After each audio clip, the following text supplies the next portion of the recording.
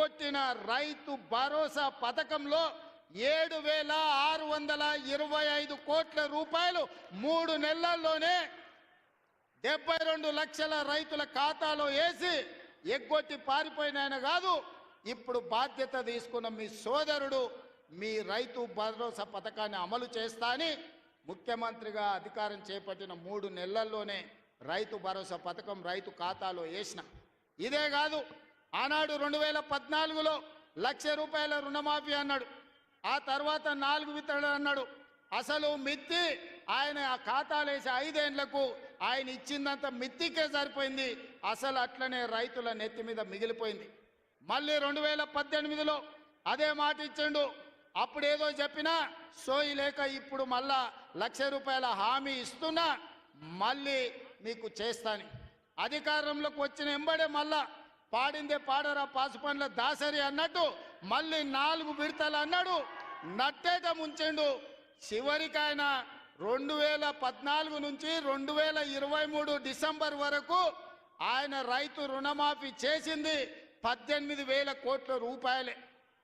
2018 నుంచి 23 వరకు 11,000 కోట్ల రూపాయలు రైతుల ఖాతాలో వేస్తే అందులో 8,500 కోట్ల రూపాయలు మిత్తికే సరిపోయినాయి.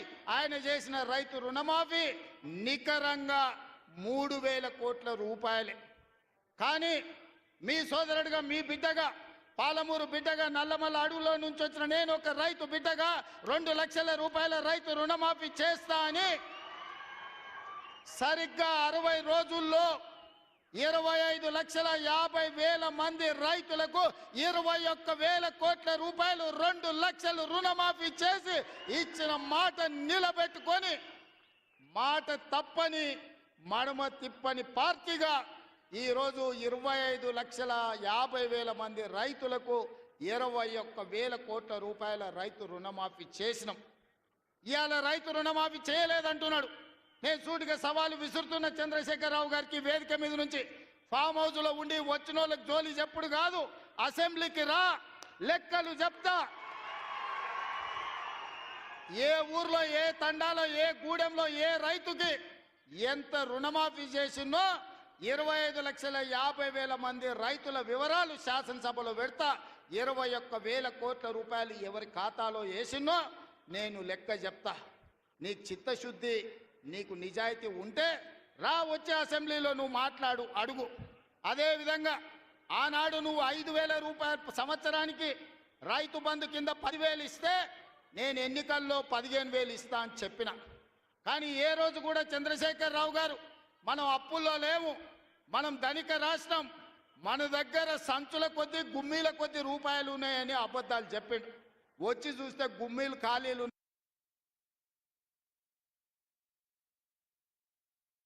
గుమ్మి కింద పందికొక్కులాగా కేసీఆర్ కుటుంబం మొత్తం తిని కూసున్నది.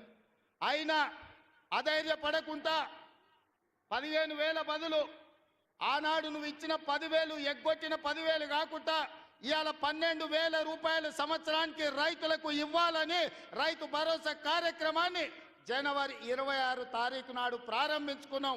మార్చి 31 లోపల ప్రతి ఎకరాకు వ్యవసాయ యోగ్యమైన భూమికి ఎకరాకు 6,000 చొప్పున మీ ఖాతాలో వేసే పూచి నాది అని నేను ఈ వేదిక మీద నుంచి చెప్పదలుచుకున్నా. ఆయన అంటుండు ఎగ్గొడతారని. నేను నీలాక మాట చెప్పి ఎగ్గొట్టేటోని కాదు. దళితులకు 3 ఎకరాలని ఎగ్గొట్టినావు, దళిత ముఖ్యమంత్రి అని ఎగ్గొట్టినావు, డబల్ బెడ్రూమ్ ఇండ్లు అని ఎగ్గొట్టినావు.